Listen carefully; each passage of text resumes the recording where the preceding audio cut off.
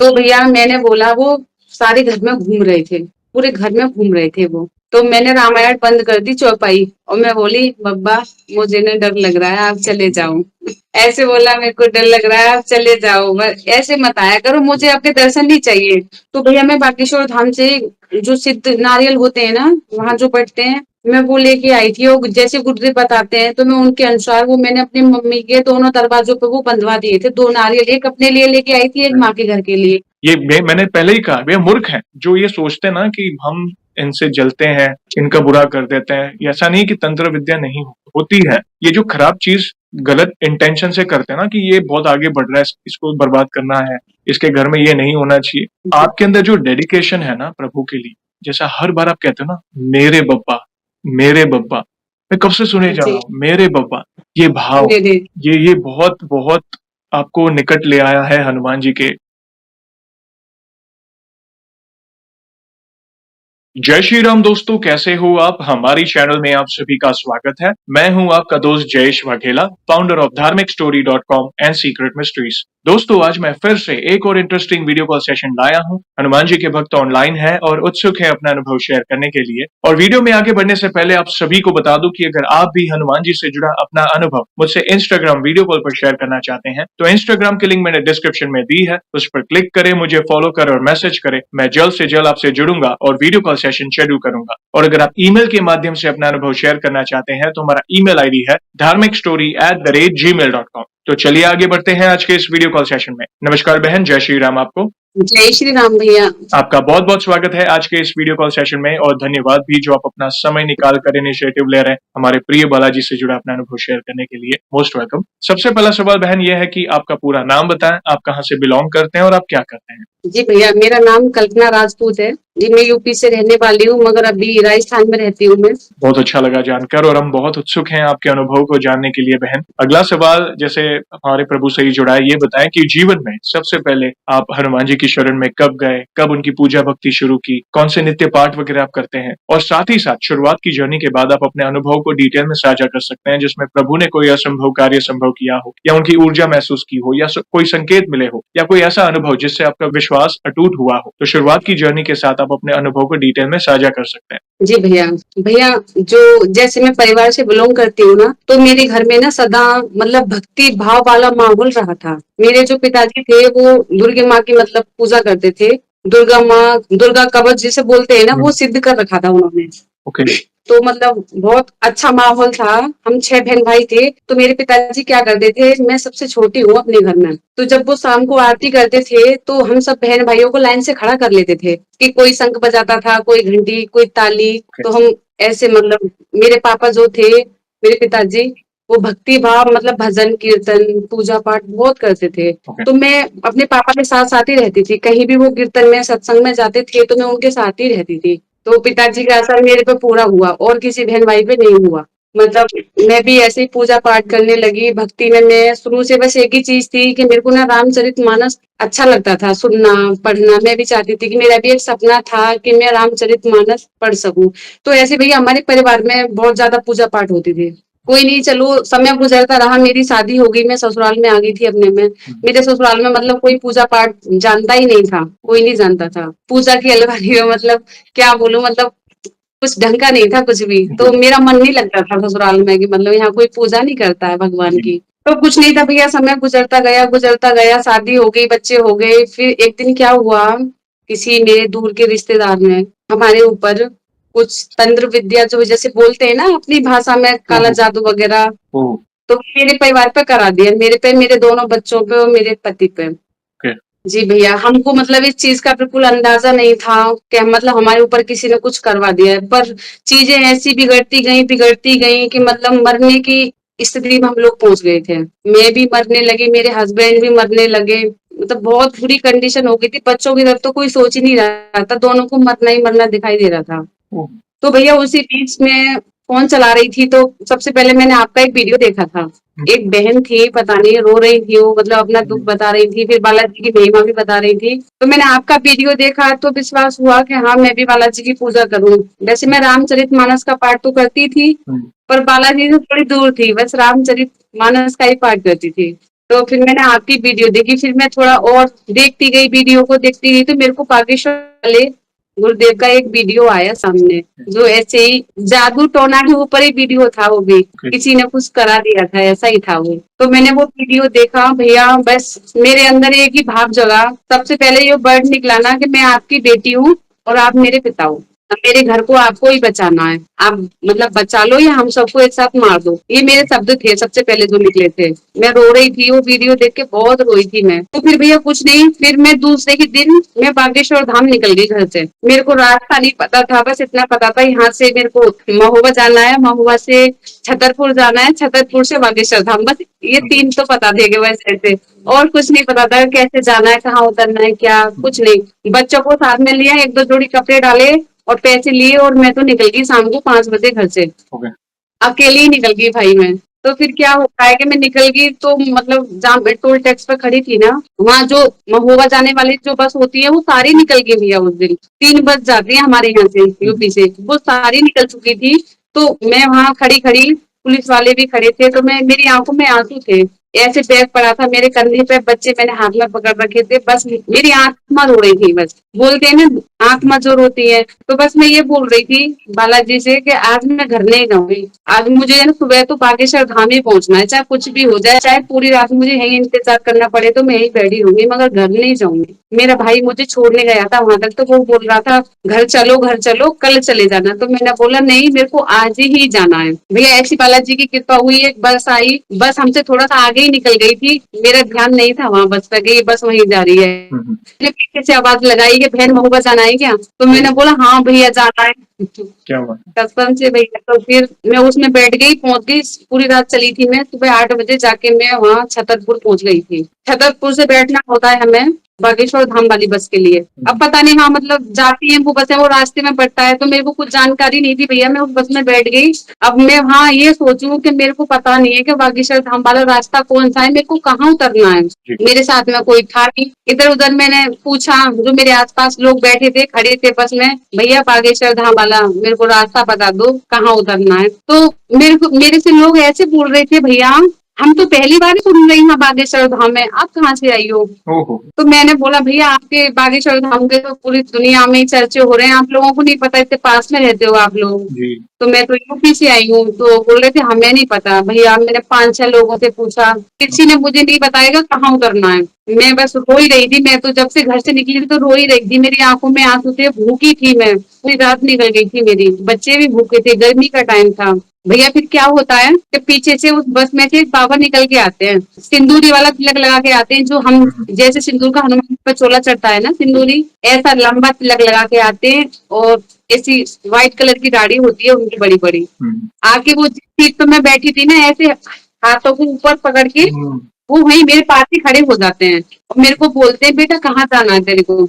तो मैंने उनकी तरफ देखा, मुंह की तरफ देख के बोली मैं, बाबा मेरे को बागेश्वर धाम जाना है और मुझे रास्ता नहीं पता, कोई मुझे रास्ता नहीं बता रहा है। तो वो बाबा बोलते हैं तू चिंता मत कर, मैं भी वहीं उतरूंगा, मैं तेरे को उतार दूंगा। मेरे को बाबा ने बोला ऐसा। मैंने कहा ठीक है बाबा। तो ये मुझे थोड़ा सा सुकून मिला कि अब ये बाबा मेरे साथ में है, अब मुझे मतलब टेंशन नहीं लेनी, कोई तो मेरे साथ में है। तो भैया वो बाबा मेरे से बातें करते आए थे सारी बस में, फिर वो बातें करते आए थे। उन्होंने फिर बस रुकवाई थी जहाँ बागेश्वर धाम से मुड़ते हैं ना, जहाँ रास्ता होता है, तो वहाँ बस रुकवा के मेरा बैग वैग लिए, बच्चों को पकड़ा, मेरे को हाथ पकड़ के उसे बस से नीचे उतारा। मेरी हालत बहुत खराब हो चुकी थी क्योंकि मैं भूखी थी, और मैं भूखी रहती हूँ तो मेरा बीपी डाउन हो जाता है। भैया उन्होंने ऐसे मदद की, फिर बाबा ने हमको एक साइड में खड़ा किया और बोला मैं ऑटो लेके आता हूँ, आप यहीं खड़ी रहो बेटा, यहीं खड़ी रह तू, मतलब अपनी भाषा में बोला, वहाँ की लैंग्वेज में, यहीं खड़ी रहे, मैं अभी आ रहा हूँ। मैं बोली ठीक है बाबा। तो बाबा ऑटो लेने गए, तो मैंने सोचा बाबा तो पता नहीं गया, कहीं निकल गया, कौन किसकी ऐसे कौन मदद करता है ऐसे। तो बाबा लगता है मुझे बहाने बना के निकल गए। मैं ही ऑटो वाले से पूछ देती हूँ कि मुझे बागेश्वर धाम जाना है। तो भैया फिर क्या होता है, जैसे मैं ऑटो वाले को रुकवाती हूँ, पता नहीं बाबा कहाँ से देख लेते हैं, और मेरे से आगे बहुत ज्यादा चिल्लाते हैं वो बाबा। मेरे से बोलते हैं कि मैंने तेरे को मना किया था कि मैं ऑटो लेने जा रहा हूँ, तेरे को ठग लेंगे, यहाँ तो पहली बार आई है, तेरे से पैसे ज्यादा ले लेंगे। तो भैया मैं भी मतलब आप ऐसे सोचो, मैं ऐसी चुप हो गई थी, मतलब मुझे लगा कि मेरा कोई अपना डांट रहा है मेरे को। तो मैं भी चुप हो गई बाबा के पास सुन के। मेरे को नहीं पता था कौन है वो, कौन थे। नहीं, बाद में एहसास हुआ था जब बागेश्वर धाम पहुंच गई थी। तो भैया क्या हुआ, उन्होंने हमारी हालत देखी, हमारे लिए ऑटो लेके आए, हमारे लिए हमको मैंगो शेक भी बनवाया, जूस पिलाया हमको। खुद ने नहीं पिया, हमको पिलाया। तो मैंने बाबा जी से पूछा, बाबा आप भी पियो कि नहीं? नहीं, पी बेटा तू पी, ऐसे बोली मेरे से, पी बेटा तू। तो मैंने कहा ठीक है। हमको ऑटो में बिठाया, तो मैंने जब ऑटो में बैठ रही थी तो मैंने बाबा से पूछा, बाबा आप भी हमारे साथ चलो बागेश्वर धाम। तो बोले तू पहुंच, मैं वहीं मिलूंगा। मेरे से ऐसे बोलते हैं, तू पहुंच मैं वहीं मिलूंगा। मैंने सोचा अब यहाँ के हैं बाबा तो शायद मिल जाएगा। जाएंगे बागेश्वर धाम करके। मैंने मतलब ऐसा कुछ भी नहीं था कि मेरे साथ क्या हो रहा है ये। तो भैया मैं बागेश्वर धाम पहुंच गई थी। जब मैं बागेश्वर धाम पहुंच गई थी, बालाजी के दर्शन किए, अर्जी बांधी, बब्बा से प्रार्थना की, तो सपने में मेरे को ना कुछ वहां एहसास हुआ था। जैसे मैंने वहां अर्जी बांधी थी तो एक गोल गोल गोला दिखाई दिया मेरे को, ऐसा गोला, और उसमें छोटे से हनुमान जी दिखाई दिए थे मेरे को बाल रूप में। ओह, और वो गोले में भैया ऐसे घूम रहे थे और उनकी पूंछ हाल रही थी, ऐसे जो हालती है ना पूंछ, अब अरे हिलाते हैं ऐसे। छोटा सा गोला था, उसमें ऐसे ऐसे घूम रहे थे और चिंघारते हैं ना, जैसे चिंघारते हैं ना बंदर, चिंघारते हैं ना, अरे, ऐसे उस गोले में चिंघार रहे थे। ओके। हाँ, तो मैंने जब सुबह के टाइम में दर्शन किए थे, मैं मंदिर के बाहर ही लेटी हुई थी अपना बैग रख के, ओह, वहां दर्शन किए थे मैंने। तो मुझे लगा, मैंने फिर सोचा पता नहीं वो बालाजी होंगे, फिर मेरे मन में विश्वास हो गया कि वो और कोई नहीं था, वो बब्बा ही थे मेरे। बिल्कुल। फिर जब मैं बागेश्वर धाम से घर लौट के आ गई तो माहौल एकदम ही चेंज हो गया था मेरा घर का। जो मतलब नकारात्मक जो आप बता रहे थे, कुछ किया कराया या तो तंत्र विद्या खत्म हो गई थी भैया, बिल्कुल खत्म हो खत्म। गई थी। ओह, मतलब उसने जितना अपना प्रभाव फैलाया था ना सारे में, मेरे ऊपर, बच्चों के ऊपर, हस्बैंड के हम्म, ऊपर, वो बिल्कुल जाता रहा। और मेरे हस्बैंड का फिर कॉल आता है मेरे पास, आज यही राजस्थान में रहते थे, मैं गाँव में थी उस समय। ओके। तो मेरे को बोलते हैं बागेश्वर धाम होके आई है, आज से मैं प्याज लहसुन छोड़ रहा हूँ अपने। ओहो, भैया ये पॉसिबल नहीं था क्योंकि बाहर रहते हैं, बाहर से ये खाना खाते थे जब। हम्म, तो फिर भी इन्होंने ना अपने आप खाना बनाना स्टार्ट किया प्याज लहसुन की वजह से। ये बहुत बड़ी कृपा है बहन, मतलब आपने उन्हें पिता स्वरूप माना, तो वे जी भैया। पिता स्वरूप में ऐसा समझे कि बाबा, मतलब शब्द कम पड़ रहे हैं मेरे पास, मतलब जी भैया। एक महिला एक तड़प रखकर बागेश्वर धाम की महिमा के बारे में पता चला, छोटे छोटे बच्चों के साथ बाबा को अर्जी लगाई कि बाबा कुछ भी हो मैं पूरी रात बैठूंगी यहाँ पे, मुझे आना है आपके दरबार में। देखिए जी कैसे व्यवस्था कर दी, मतलब ऐसी व्यवस्था की कि देखिए दुख होता है कई बार, ये सब तंत्र मंत्र काला जादू कोई किसी पे कराता है, दुख होता है, मतलब मुझे नहीं, ये नहीं पता चलता है कि लोग ऐसा क्यों करते हैं। वे अपने, मतलब अपने पाँव पे कुल्हाड़ी मार रहे हैं बुरे कर्मों की, उनके कर्म तो उनको आएंगे, मगर क्यों किसी से जलना, क्यों किसी पर ये करना। मगर एक बात अच्छी लगी कि आप कहीं भटके नहीं, क्योंकि कई बार होता है कि कोई ऐसा किया कराया होता है ना तो लोग भटकते हैं, इसके पास जाते हैं, उसके पास, ये तांत्रिक, वो है वो है। मगर आप किनके पास गए? जो सबके पिता है, परम पिता परमात्मा, उनके शरण में तो हर प्रॉब्लम के सोल्यूशन है, क्योंकि हमारे प्रिय बालाजी महाराज की डिक्शनरी में असंभव नाम का वर्ड ही नहीं है। हर प्रॉब्लम का सोल्यूशन है, बस वो भाव से कनेक्ट होना जरूरी है, और आप उस भाव से कनेक्ट हुए। वो तड़प थी आपके अंदर कि नहीं मुझे जाना है, मैं जाकर रहूंगी कम वॉट में, और प्रभु ने सारी व्यवस्था कर दी। एक सवाल छोटा सा पूछना चाहूंगा आगे बढ़ने से पहले, आपके अंदर जो तड़प थी ना प्रभु के दर्शन करने की, तो आप पहली बार जब प्रभु के दरबार में, वैसे तो हम बालाजी महाराज जो बागेश्वर बालाजी महाराज के फोटोज देखते ही हैं, मतलब ऑनलाइन सब आते हैं दर्शन, आप जब दरबार में आपने अपना कदम रखा, उनकी प्रभु की मूर्त को देखा, तो क्या अनुभूति हुई वो हम जानना चाहेंगे। जी भैया मैं बताती हूँ। भैया मैं लाइन में लगी थी ना, मैं दो बच्चे, एक बच्चे मेरे कन्धा पे था, जी जो छोटा वाला था बेटा जी। मेरा, एक मैंने एक बेटी का हाथ पकड़ रखा था, और एक मैं नारियल और प्रसादी थी बाबा की। जी तो मेरी हालत, मेरे बाल बाल भी बिखरे थे क्योंकि मैं अगले दिन की चली हुई थी। राइट। और भैया आपको एक बात और बताऊं, मैं नहाई भी नहीं थी क्योंकि मेरे को पता नहीं था वहाँ व्यवस्था कहाँ है। मैंने बोला मैं तो पापा आपके मंदिर में ऐसे ही चढ़ूंगी, आपको स्वीकारना है तो स्वीकारो, मन देखते हो आप तो, तन का तो क्या ही है, मन साफ होना चाहिए। राइट। और मैं आपके चरणों में आ रही हूँ भैया। तो मैंने लाइन को देखा, जैसे नीचे जो सीढ़ियां है ना, तो मैंने जैसे लाइन को देखा और ऊपर जो निगाह गई थी ना, मैं तो घबरा गई थी। मैंने बोला मैं तो यहीं दब गई रह जाऊंगी, मुश्किल ही पहुंच पाऊंगी ऊपर तक तो। जी और भैया भूख के मारे ना दम निकला जा रहा था मेरा, मेरे से ज्यादा भूखा नहीं रहा जाता है। जी। भूख के मारे दम निकला जा रहा था, आंखों में आंसू थे, दो दो बच्चों की हालत खराब बहुत ज्यादा हो चुकी थी। मतलब वो तड़प जो थी ना, मैं बता नहीं सकती हूँ क्या तड़प थी वो मेरी। जी। मैं रियल बोलती हूँ भैया, मेरे नाम पे भी देखो रोंगटे खड़े होते हैं जब उस चीज को मैं महसूस करती हूँ। भैया नारियल लेके भाई, ऐसा एक हवा का झोंका सा, बोलते हैं ना, एक हवा का झोंका सा आया, सब कुछ पलट दिया उसने। हम्म। ऐसी हवा के झोंके के साथ भीड़ की एक ऐसी वो आई, मेरे को 2 बार में ही ऊपर सीढ़ियों पे पहुंचा दिया। ओहो, क्या बात है। कसम से भैया, मैं जब मैं ऊपर सीढ़ियों पे पहुंच के पीछे की जो भीड़ का नजारा देखा, तो मैं बोली, मैं तो पापा ने बहुत जल्दी बुला ली और मैं तो यहीं फंसी रह जाती। नहीं भैया, जैसी मैं लाइन में लगी थी, तो मैं कोई भी मंदिर में जाती हूँ, थोड़ा सा बताऊंगी आपको। जी, जी, जी। मैं मांगती तो कुछ नहीं हूँ, आज तक मैंने कुछ नहीं मांगा भगवान से कि मतलब मेरा अच्छा कर दो, या मुझे पैसे दे दो, या गाड़ी दे दो, बंगला दे दो, कुछ नहीं मांगा। जी। अभी मैं मंदिरों में जाती हूँ, हनुमान जी के, मैं आसपास मैंने ऐसा कोई मंदिर नहीं छोड़ा जहाँ मैं नहीं जाती। मुझे पता चल जाए ना वहाँ हनुमान जी है, तो मैं भागी भागी चली जाती ओहो, हूँ। क्या बात। तो भैया मैं मंदिर गई, बच्चों को तो मैंने दर्शन करा के एक साइड में खड़ा कर दिया था। पुलिस वाले वैसे वहां ज्यादा देर हमको खड़ा नहीं होने देते हैं वहां। जी। तो आगे वाली लाइन में से पापा के एक बार दर्शन करके, तो मैं पीछे वाली लाइन में जाके खड़ी हो गई थी। हम्म। मैंने पुलिस वाले से बोला था, बहन मेरे को ना 1 मिनट दे दो, मैं बहुत दूर से आई हूँ, बस मुझे ठीक से बब्बा से 2 बात करने दो। तो उसको भी मेरे ऊपर तरस आ गया, मगर उसने वो डंडी ले रखी थी, 2 दिन मेरी कमर पर डंडी भी लगा दी थी, पर मेरे को हम्म। कोई फर्क नहीं पड़ा था भैया। तो उसने मारा था, मैं हट नहीं रही थी ना, उन्होंने 2-3 डंडी, पतली सी डंडी थी, तो मेरी पीठ पर मारी थी, तो मैंने बोला मार लो, मगर मेरे को 2 मिनट दे दो, मुझे बब्बा से बात करनी है। भैया मैं, हाथ में नारियल था, बब्बा मेरे सामने थे, ऐसा लग रहा था वो मुझे देख रहे हैं, मैं उन्हें देख रही हूँ, ऐसा महसूस हो रहा था मेरे को। भीड़ भी बहुत थी, मगर मुझे ऐसा लगा कि हाँ मुझे ये देख रहे हैं, मैं इनको देख रही हूँ। पर मैंने जाके बब्बा से यही बोला, जो मैंने रामायण से सीखा था, बस हम्म। वही बोला था। मैंने अपने रामायण से सीखा है। पहले जाके बब्बा को तो मैं ये बोलती हूँ, सिया राम में सब जग जानी, करहूँ प्रणाम जोर जुग पानी। पहली चौपाई तो मैं इसको बोलती हूँ अपने हनुमान जी के सामने, पिताजी के सामने। दूसरी चौपाई को बोलती हूँ, सीता राम चरण रति मोरी, अनुदिन बढ़ऊ अनुग्रह तोरे। बस ऐसे बोला, और आंखों में आंसू भर के। तीसरी जो चौपाई होती है वो मेरी यही होती है, जेहि विद नाथ होए हित मोरा, करऊँ सो बेग दास मैं तोरा। बस भैया इतना ही बोला, मेरे आंसू तो बह ही रहे थे, बहुत ज्यादा बह रहे थे। बस मैंने बोला, मैं तेरे चरणों में आ गई हूँ बब्बा, अब तू मार दे या तार दे, तेरी मर्जी है बब्बा। आंखों में आंसू बहुत थे, कह नहीं सकती हूँ कितने थे। नहीं करना चाहिए ऐसा, मतलब किसी की आत्माओं को ठेस नहीं पहुंचानी जी। चाहिए। पर भैया मैंने किसी की शिकायत नहीं की भगवान से, कुछ नहीं बोला। मैंने बोला, आपको मारना है ना, आप मेरे पिता हो, मैं आपकी बेटी हूँ, अब आपके सामने मेरी नहीं चलेगी। मारना है तो एक काम करना, मेरे पूरे परिवार को ही मारना। ऐसे बोलती हूँ मैं भगवान से कि मत मारना, मारना है ना सबको एक साथ निपटा देना, ताकि मुझे तकलीफ ना हो। मैं भगवान से जाके ऐसे ही बात करती हूँ। अभी भी कोई दुख तकलीफ होती है तो बोलती हूँ, करना है ना तो एक एक साथ ही काम तमाम कर दो, थोड़ा थोड़ा करके मत करना, तो मुझे आपके पास आगे फिर रोना पड़ेगा दुख के लिए। तो एक साथ ही कर दो।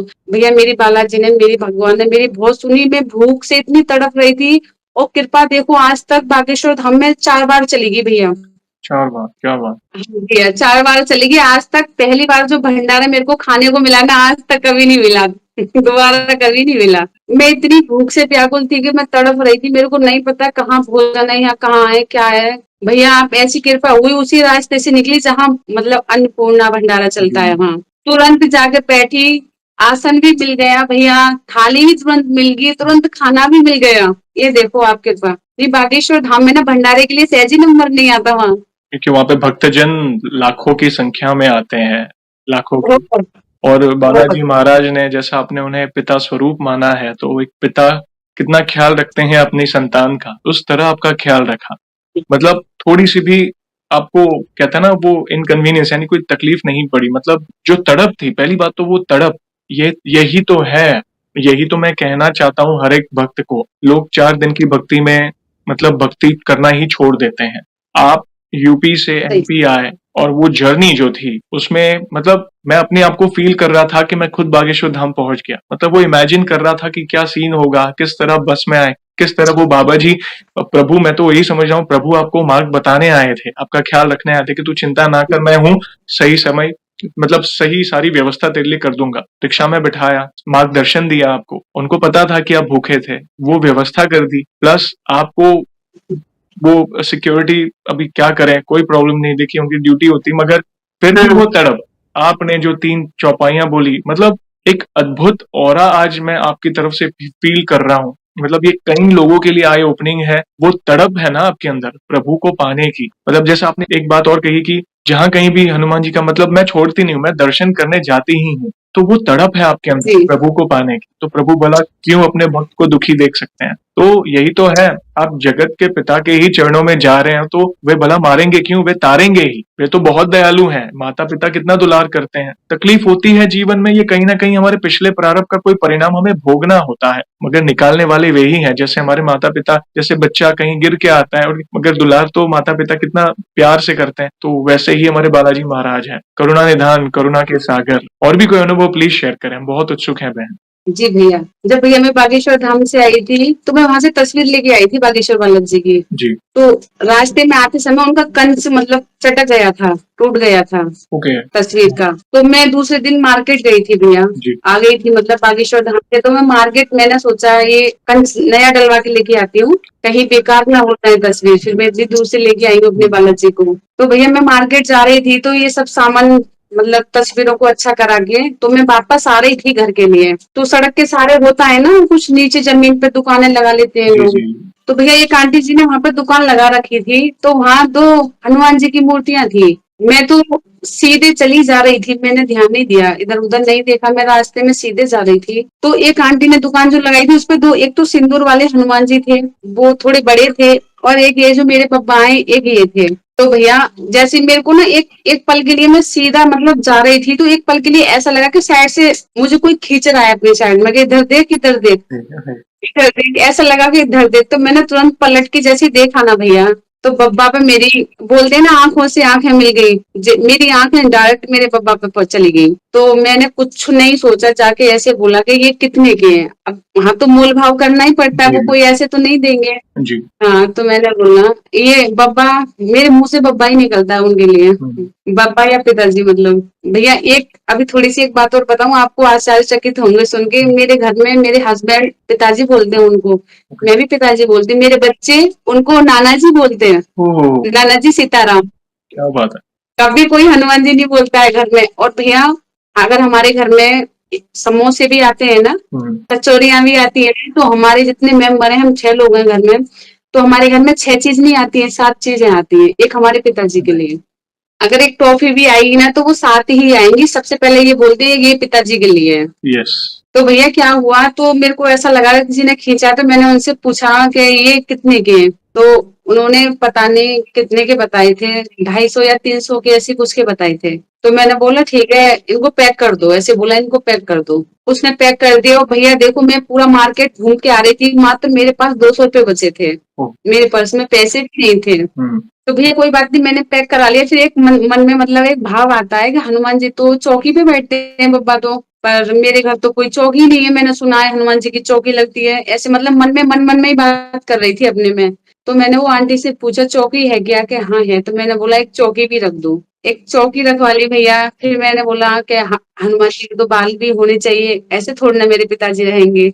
मन से ही बातें कर रही थी कि मेरे पिताजी ऐसे थोड़ी ना रहेंगे। तो मैंने भैया अच्छे घूंगर वाले बाल यहाँ तक आते हैं जो उनके, तो मैंने उनके वो बाल भी खरीदे, बाल खरीदे। फिर मैंने सोचा मेरे पापा तो पगड़ी भी लगाएंगे, ऐसे बिना पगड़ी के तो अच्छे नहीं लगेंगे भैया। फिर मैंने वहां से पगड़ी खरीदी, फिर लाल कलर के वस्त्र और दुपट्टा खरीदा। ये सारा सामान मैंने ले लिया, पैक करवा लिया। ये भैया मतलब 700 800 पता नहीं 900 का कुछ का हुआ था ये सारा सामान। अब मेरे पास तो 200 रुपए ही थे, अब मैं सामान को तो छोड़ नहीं सकती थी, क्योंकि मैं बब्बा को नहीं छोड़ सकती थी, मेरी लगन लग गई थी उनसे, पता नहीं क्यों। तो भैया मैंने आंटी से बोला आंटी मेरे पास पैसे नहीं है, 200 रुपए, अब मैं आपको कल दे जाऊंगी, इसी जगह पे आप मेरे को मिलोगे ना, तो मैं आपको इधर आके कल दे के जाऊंगी। तो वो आंटी ने मना कर दिया। भैया नॉर्मल सी बात है, कोई भी अनजान लोग को ऐसे सामान क्यों देगा। तो उन्होंने मेरे से मना कर दिया। तो मैंने बहुत बोला कि आंटी मैं दे जाऊंगी, मैं ऐसी नहीं हूँ, आप विश्वास करो मेरा। पर कौन विश्वास करता है ऐसे आज के जमाने में, कोई नहीं करता। तो भैया कुछ नहीं, फिर मैंने लास्ट में आंटी से बोला आप मेरा फोन रख लो, मैं कल आके पैसे दे जाऊंगी, अपना फोन ले जाऊंगी। तो भैया बालाजी ने कृपा कर दी, वहाँ वो आंटी का मन बदल दिया, बोली कोई बात नहीं तू ले जा, कल दे जाना, फोन मत रख। उसको विश्वास हो गया, जैसी बालाजी की कृपा आई। भैया कोई बात नहीं, मैं अपने हनुमान जी को अपने घर लेके आई, और मैं उनको सजा के अच्छे से बैठा दिया। प्याज लहसुन, उसी दिन से हमारा खाना बंद। उल्टियां आने लगी प्याज को देख के। जी। कोई खाता है तो मैं उसके आज भी पास खड़ी नहीं होती हूँ, जी। उससे बात ही नहीं करती हूँ, बोलती हूँ दूर खड़े होके बात करो, स्मेल बहुत आती है, मेरे से सहन नहीं होती है अब। भैया उस दिन से मैं पूजा पाठ करने लगी, तो क्या मैं रामचरितमानस का पाठ कर रही थी, मतलब दोपहर के टाइम में। तो मेरा क्या होता है ना भैया, थोड़ा सा अगर मेरे को वक्त मिलता है ना, तो मैं रामचरित, मेरा कोई, मैं बब्बा से बोलती हूँ, देखो मेरा एक ही नियम है कि मेरा कोई नियम नहीं है। जी। मैं बब्बा से यही बोलती हूँ, मेरा कोई नियम नहीं है, क्योंकि घर गृहस्थी को भी देखना है, बच्चों को भी देखना है। तो ज्यादातर पूजा या तो मैं दोपहर को करती हूँ, या फिर मैं 9 बजे के बाद ही इनकी देखती हूँ कहाँ है ये, ऐसे पूजा करती हूँ मैं इनकी। तो भैया मैं रामचरितमानस का पाठ कर रही थी, तो मैं क्या देखती हूँ, एक बहुत मोटा बंदर मेरे पास आ गया कमरे में। ओह! और जब मेरी ससुराल भैया ऐसे जगह पे है, वहाँ एक भी बंदर, कभी मैंने आज तक बंदर नहीं देखे वहाँ, हुँ। कभी बंदर नहीं आते मेरे ससुराल में, XYZ भी नहीं आते हैं कभी भी बंदर। तो भैया मैंने देखा, मैं रामचरितमानस का पाठ कर रही थी, और पाठ कहाँ चल रहा था, भरत मिलाप चल रहा था। भरत जी जब जाते हैं ना राम जी से मिलने, तो वो पाठ चल रहा था मेरा। तो मैं सुनाती हूँ, मेरा क्या है ना, मैं ढोलक के साथ में रामायण को पढ़ती हूँ जोर से। मैं ऐसे पढ़ती हूँ, बस मेरा भाव है ये, जोर जोर से पढ़ना रामायण को, ढोलक मजीरों के साथ में पढ़ना। तो भैया मैं पढ़ रही थी, बहुत मोटा बंदर आया, और मैं जैसे रामायण पढ़ रही थी, मेरे बराबर से निकल के जा रहे थे। भैया मैं डर गई उनको देख के, वो बहुत ही ज्यादा विशाल था, बहुत, मतलब ऐसे तो नहीं बोलूंगी, विशाल थे थोड़ा, ज्यादा ही मोटी है कुछ। तो वो घर में कोई नहीं था उस वक्त मेरे ससुराल में, मैं ही थी बस अकेली।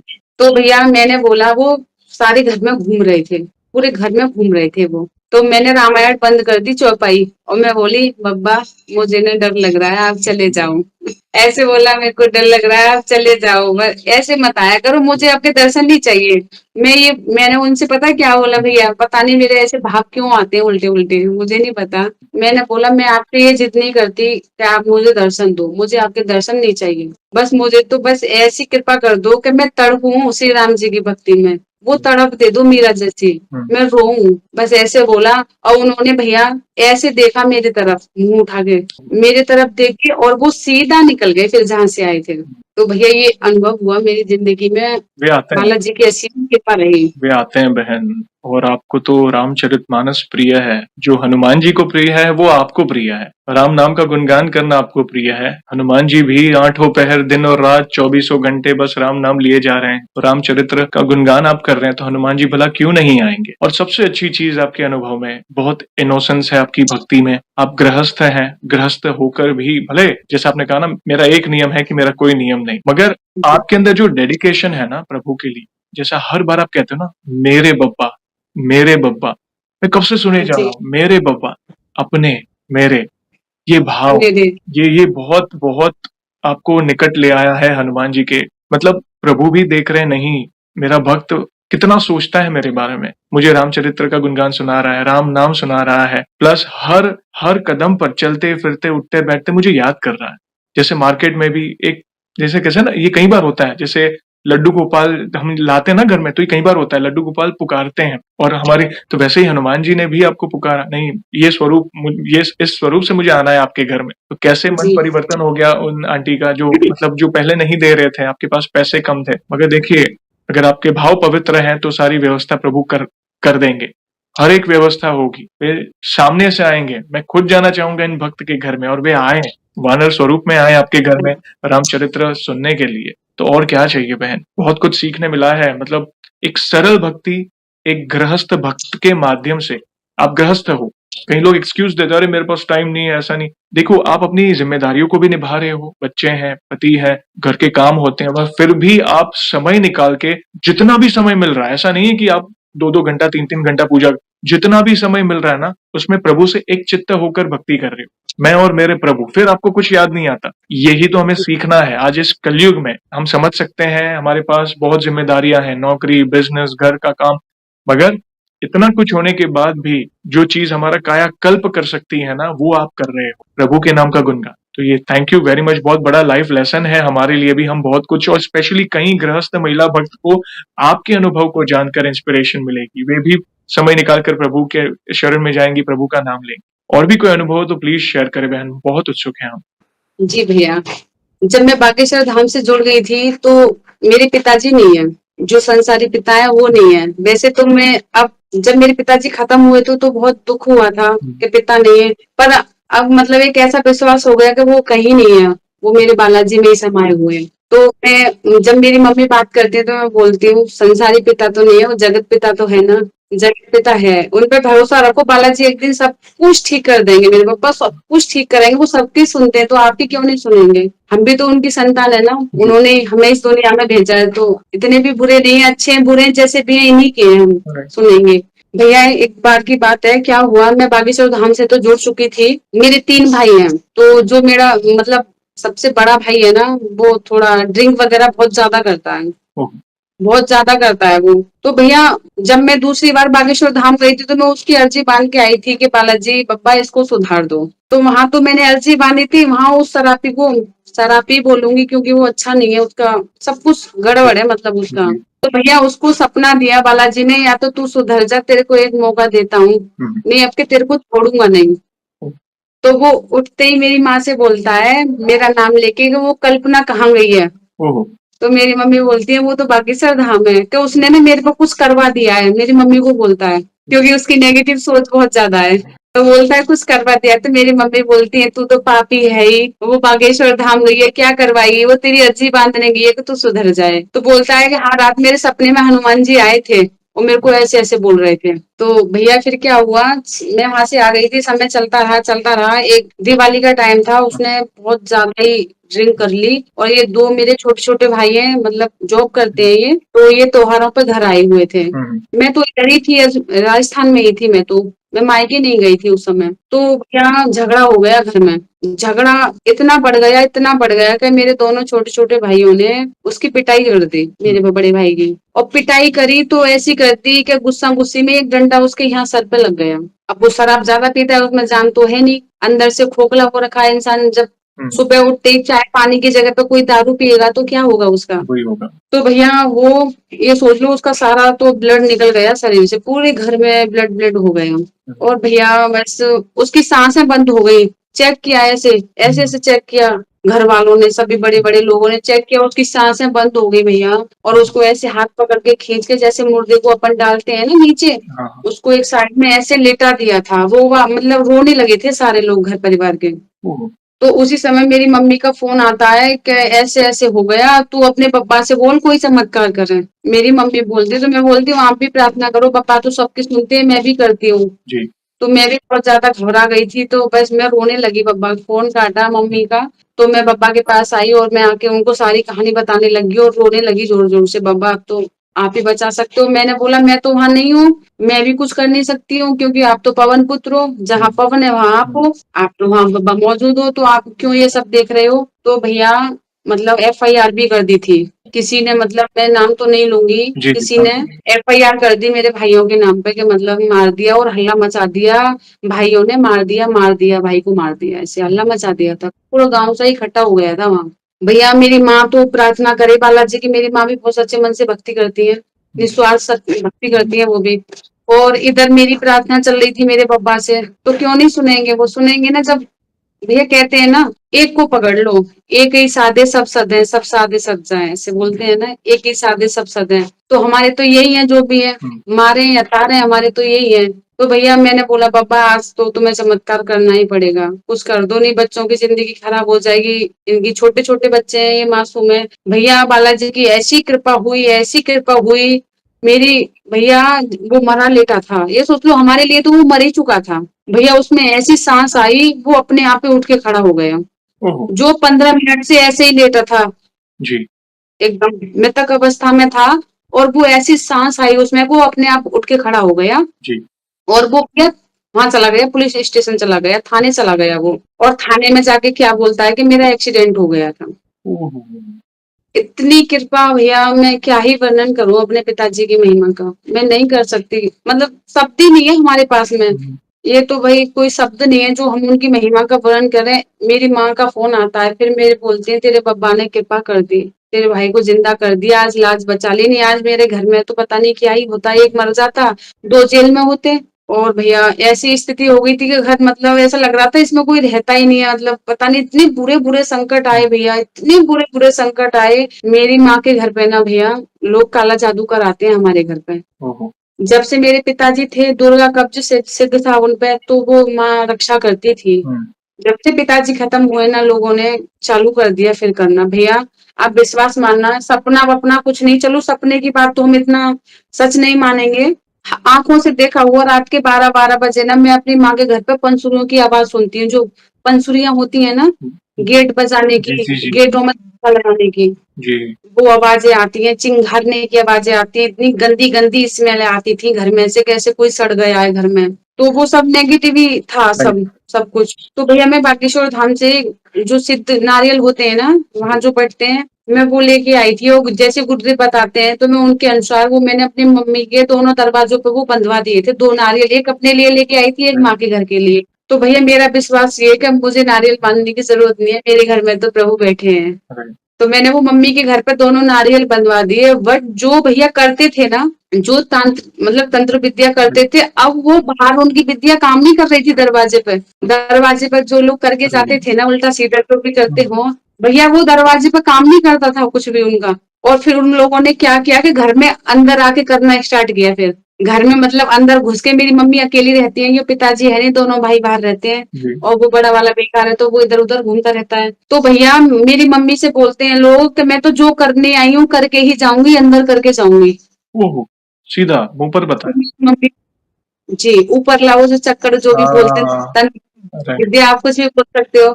भैया मेरी मम्मी फोन करती है, ऐसे ऐसे बात है, ऐसे ऐसे बोला मेरे को। तो मैं बोलती हूँ तुम बहुत पागल हो मम्मी। अरे उसे, वो अपना कर्म कर रही है, आप अपना कर्म करो, भजन बढ़ाओ। मैं अपनी मम्मी को यही बोलती हूँ, राइट। भजन बढ़ा दो जब संकट संकट राइट। दिखे तो। राइट। राइट। बिल्कुल।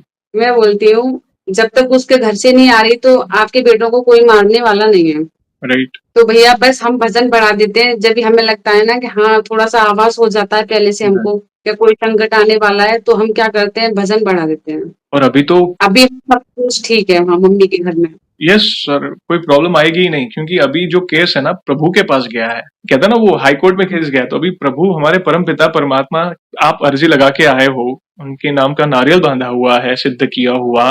बस वो विश्वास रखो, प्रभु है हमारे साथ। और मैं तो यही कहता हूँ, जिस घर में प्रभु के नाम का जाप होता है, जो धर्म ग्रंथों का पाठ होता है, भजन होता है, कीर्तन होता है, वहां पे नकारात्मक ऊर्जा पास भी नहीं फटक सकती, क्योंकि प्रभु नहीं बेटा। आपके घर में विराजते हैं। तो जिस घर में प्रभु विराजते हैं, तो भला उस घर में कोई नेगेटिव एनर्जी, जिनको जितने हाथ पैर मारने मारने दो, भले मुंह पे कहे अरे कोई बात नहीं हमारे प्रभु बैठे हैं, तुम रक्षक का हुको डरना। जब आप साथ है ना प्रभु, उल्टा जो करेंगे ना वो रिवर्स उन पे ही जाएगा, उनके बुरे कर्म है वो। ये मैंने पहले ही कहा, वे मूर्ख हैं जो ये सोचते हैं ना कि हम इनसे जलते हैं, इनका बुरा कर देते हैं। ये ऐसा नहीं कि तंत्र विद्या नहीं होती है, ये जो खराब चीज गलत इंटेंशन से करते हैं ना कि ये बहुत आगे बढ़ रहा है, इसको बर्बाद करना है, इसके घर में ये नहीं होना चाहिए। अगर आपके घर में प्रभु का वास है, अगर आप प्रभु की शरण में है, आपका तो कुछ नहीं बिगड़ेगा।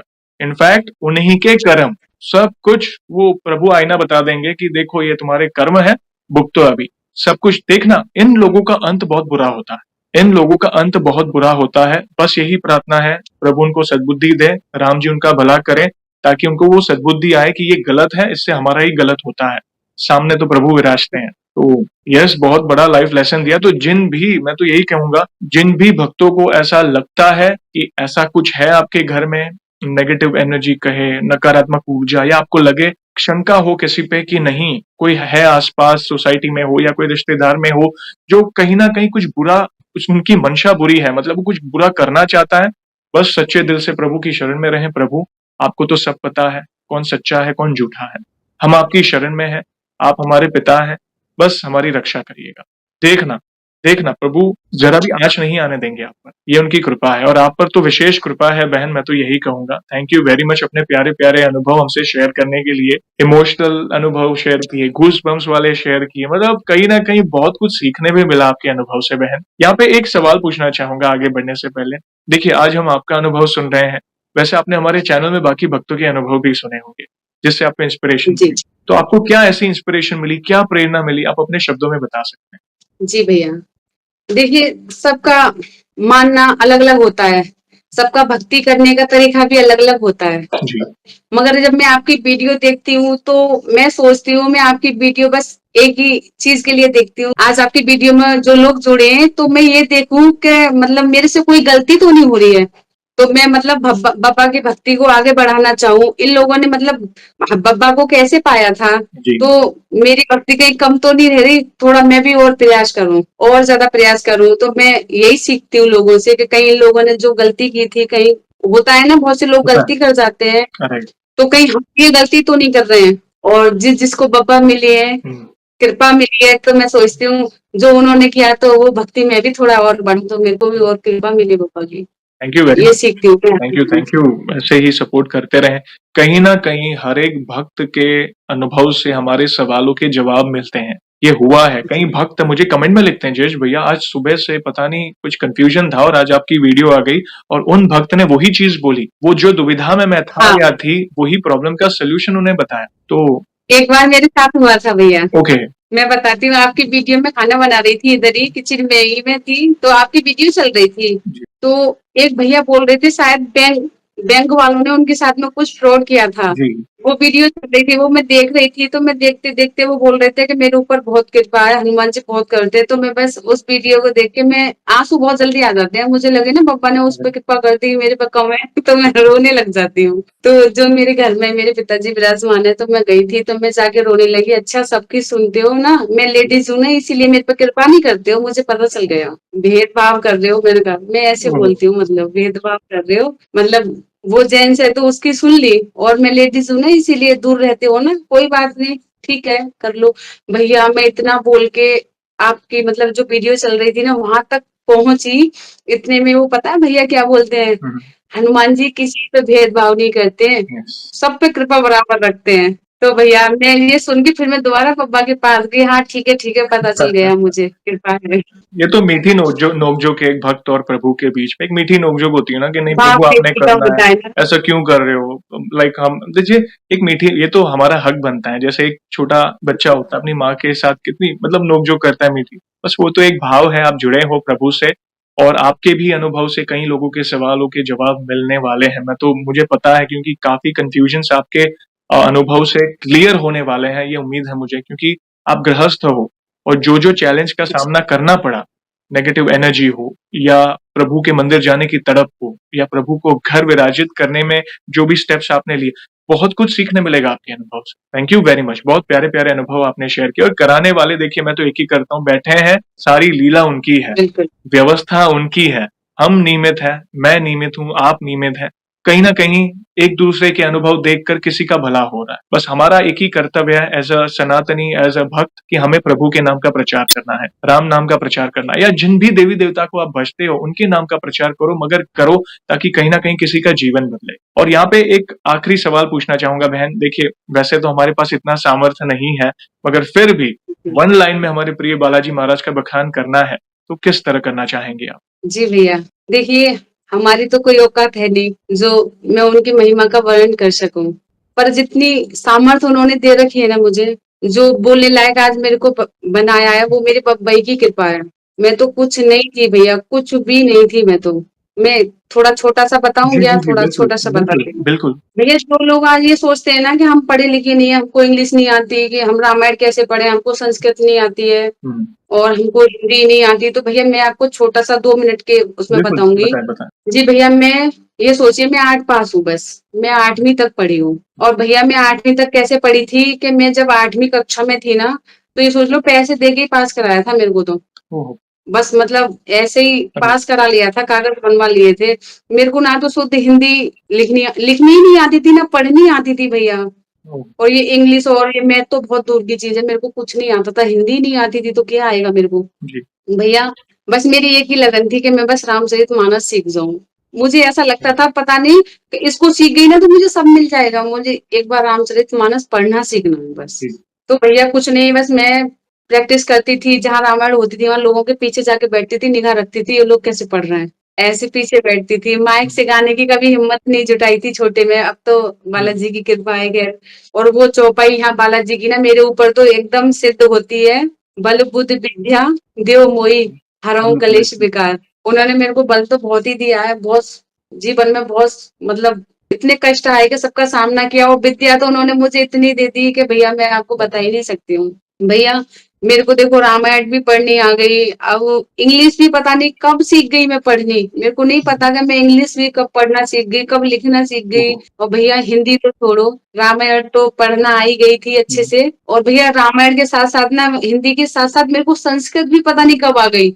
मेरे क्या को बात ये पता नहीं चला, जब मैं सुंदरकांड का पाठ करती हूँ जी, तो उसमें पहले संस्कृत आती थी, जब रामायण को अपन ओपन जी, जी, करते हैं, स्टार्ट जी, करते हैं, तो वहां भी थोड़ी सी संस्कृत आती है। जी, तो पहले मैं ये सोचती थी कि मैं कैसे पढ़ूंगी, कैसे, पर मैं पढ़ती थी, मुझे नहीं पता मैं सही पढ़ती थी या गलत, बब्बा ही जाने। मैं तो बैठा लेती थी इनको सामने, देख लो अब सही पढ़ूं या गलत, जो दंड देना है दे देना, मेरे को ऐसी आती है।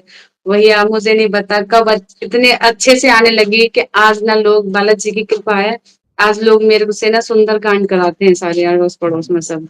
क्या बात है। और मैं जब अपने मायके जाती हूँ ना, तो मेरे अड़ोसी पड़ोसी ऐसे बोलते हैं, जब वो लड़की आएगी ना तो हम अपने घर पर सुंदरकांड कराएंगे। सुंदरकांड आपको वक्ता बना भैया इन्होंने, दिया। वक्ता बना जी, दिया प्रभु ने, क्या बात है। और भैया भजन कीर्तन भी होते हैं, तो मैं आप इन सब लोगों से बोलना चाहूंगी, जो जो लोग हमको देख रहे हो, तो देखिए किसी न किसी चीज से ना हमको सीखना ही मिलता है, हमें सीखना चाहिए। राइट, हमको सीखना ये चाहिए, अगर मेरी माताएं बहनें जितनी भी हैं जो देख रही हैं, आप बोलते हैं गांवों में ऐसा होता है कि बालाजी की भक्ति लेडीज नहीं कर सकती हैं, हम्म, अक्सर गांवों में ऐसा बोला जाता है। हम्म, पर भैया जो मेरे पिताजी है ना, मैं उनको अपने हाथों से नहलाती हूँ गंगा जल से, मैं उनको नहलाती हूँ, उनको वस्त्र भी पहनाती हूँ, उनका श्रृंगार भी करती हूँ, चमेली के तेल से उनको उनके बालों में मालिश करती हूँ, जी, इत्र लगाती हूँ अच्छे से, और उनको भैया रात को बढ़िया गुड़ के साथ में दूध पिलाती हूँ, ओहो, केले आम वगैरह जैसा भी है उनका पल पल पे भोग लगाती हूँ। अगर है घर में चटनी से रोटी अगर मैं खाऊंगी तो चटनी से ही मेरे बालाजी खाते हैं, आज मैं अगर मेवा खाऊंगी तो मेवा ही मेरे बब्बा खाते हैं, मेरा ऐसा है। तो मैं सभी माता बहनों को यह कहना चाहूंगी, कहीं भटकने की जरूरत नहीं है, बस बालाजी की शरण में आ जाओ सच्चे दिल से एक बार। ये तो ऐसे हाथ पकड़ते हैं, कभी छोड़ते नहीं कभी है, नहीं कहाँ से छोड़ेंगे। कहाँ बढ़ा देते हैं। आपकी भक्ति को नमन बहन। आपने क्या कहा पता है कि मैं पढ़ाई में कच्ची थी। मुझे जी, स्कूल के समय में कुछ नहीं आता था। जैसे हिंदी, इंग्लिश लाइक तो दूर की बात है, हिंदी भी नहीं आता था। मगर नहीं आती थी भैया, आपके अंदर वो तड़प थी रामचरितमानस सीखने की, पढ़ने की। आपने क्या सोचा, एक बार रामचरितमानस आ जाए ना तो सब कुछ आ गया। तो देखिए, सब कुछ आ जाए। आपकी वाणी जो फली, प्रभु ने देखिए कैसी लीला रची कि रामचरितमानस आ गया और आपको सब कुछ आ गया। मतलब हिंदी, संस्कृत, अवधी भाषा जो भाषा में लिखी हुई है रामचरितमानस, प्लस इंग्लिश। आपने सोचा था, मैंने सपने में ही नहीं सोचा था कि मैं इंग्लिश कभी पढ़ पाऊंगी या सीख पाऊंगी। कभी तो वो तड़प है आपके अंदर, वो तड़प है। और जैसे आप लड्डू गोपाल की हम सेवा करते हैं, आप हनुमान लल्ला की वैसे सेवा कर रहे हैं, तो प्रभु क्यों नहीं सुनेंगे? क्योंकि आप भाव से जुड़े हैं। प्रभु नहीं चाहते कि आप करोड़ों का दान दो या करोड़ों का भोग लगाओ, लाखों रुपए का ये बनाओ वो। प्रभु भाव के भूखे हैं, प्रभु भाव के भूखे हैं। या बाकी आप लाखों रुपए का अनुष्ठान करके भी, बड़े बड़े आयोजन करके भी, अगर वो भाव नहीं है तो प्रभु की कृपा प्राप्त नहीं होगी। मात्र आप घर पे भी सेवा करेंगे ना तो भी विशेष कृपा प्राप्त होगी। मगर अब वो इम्पोर्टेंट क्या चीज है? भाव, जो मैं शुरुआत से देख रहा हूं। मेरे बब्बा, मेरे बब्बा, घर में एक चीज मेरे एक्स्ट्रा, मेरे बब्बा। हाँ, बस वो एक लाइन, मतलब आज दिल जीत लिया बहन आपकी भक्ति ने। Thank you very much. बहुत कुछ हमें भी सीखने मिला आपके भक्ति के माध्यम से। और इन फ्यूचर भी ऐसी कोई भी अनुभूति हो, और आई एम श्योर आपको तो होगी, क्योंकि प्रभु साईं की तरह आपके साथ है। जैसे मैंने एक भी आखिरी है। आखिरी सवाल पूछा था, उसका जवाब एक बार, क्योंकि मैं सुनना चाहता हूँ प्रभु की महिमा का गुणगान एक लाइन में। और आपने एक अनुभव शेयर किया, तो वन लाइन में हमारे प्रिय बालाजी महाराज का जो बखान। और मैं चाहता हूं, देखिए, आपने कहा कि मैं गाकर भी प्रभु की महिमा का बखान करती हूँ, तो एक छोटा सा सजेशन, अगर आप गाकर प्रभु की महिमा का बखान कर दें तो ये आज का जो सेशन है उसमें चार चांद लग जाएंगे। जी, बालाजी का कुछ छोटा सा गाती हूँ। बिल्कुल। जब भी मैं अपने पापा के सामने जाती हूँ तो रामचरित तीन चौपाइयाँ उनको तो मैं बोलती ही बोलती हूँ, मगर एक चीज मैं हमेशा गाती हूँ। जी, प्रार्थना है यही मेरे हनुमान जी, मेरे सर पर भी अब हाथ धर दीजिए, मेरे सर पर भी अब हाथ धर दीजिए, राम सीता का दर्शन करा के मुझे, राम सीता का दर्शन करा कर मुझे, मेरे सपनों को साकार कर दीजिए, मेरे सपनों को साकार कर दीजिए। मैं भावुक तो हूँ पर नहीं भक्त हूँ। मैं भावुक तो हूँ पर नहीं भक्त हूँ। इसी कारण से विषयों में आसक्त हूँ। इसी कारण से विषयों में आसक्त हूँ। वासना मुक्त कर मेरे मन को प्रभु। वासना मुक्त कर मेरे मन को प्रभु। राम सीता की भक्ति से भर दीजिए। राम सीता की भक्ति से भर दीजिए। जय जी श्री भैया। राम, जय श्री राम। बहुत ही प्यारे आपके कंठ में माँ सरस्वती विराजती हैं और आपके श्रीमुख से प्रभु की महिमा का गुणगान जो आज सुनने मिला, मैंने कहा ना आज पूरे सत्संग को चार चांद लग गए। बहुत सुंदर शब्दों में आपने प्रभु की महिमा का बखान किया बहन। और आखिर में हम ऐसे ही सेशन को एंड नहीं करेंगे, प्रभु श्री राम के नाम का जयकार अवश्य लगाएंगे, फिर सेशन को एंड, और हनुमान जी के नाम का जयकार, और फिर सेशन को एंड करेंगे। तो जो भी भक्त जहाँ कैसे सेशन को देख रहा है, भारत में, भारत के बाहर है, चल फिर रहा है, ऑफिस में, किचन में, प्लीज जयकार में जुड़िए, फिर सेशन को एंड करेंगे। तो बोलिए सियावर रामचंद्र की रामचंद्र की जय, जय। पवन सुत हनुमान की जय। जय। Once again thank you very much बहन, अपने प्यारे प्यारे अनुभव शेयर करने के लिए। जय श्री राम, जय हनुमान। जय श्री राम भैया, जय हनुमान। जय हनुमान।